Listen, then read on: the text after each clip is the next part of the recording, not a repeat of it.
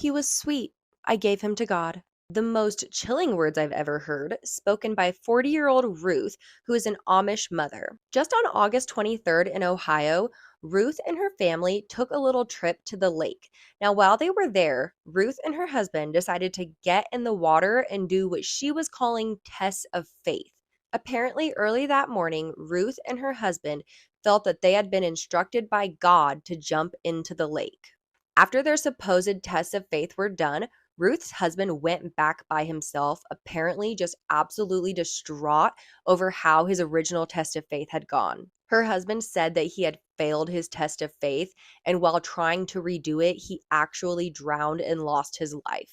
Just a couple hours after this, Ruth then took her 4-year-old son out to the lake, where he unfortunately lost his life. Ruth said that she was giving him to God. Then, shortly after this, in her continuous rampage of terror, she got into a golf cart with her 3 teenage sons and drove it into the lake, attempting to take their lives. Fortunately, they were all able to get out of the golf cart in time. Once the police arrived, Ruth started to make some insane statements to the police, such as, I threw him in the lake and I gave him to God. He's sweet. I gave him to God. She also insisted that her husband was at the bottom of the lake and he'd been swallowed by a large fish.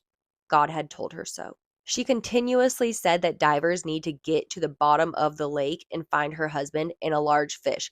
But, of course, police said, this is a lake and there's nothing in there large enough to swallow your husband whole. Ruth has currently entered a plea of not guilty by reason of insanity. Now, the fact that she's in prison is probably exceptionally tough for her because she is Amish and she is used to living in that way.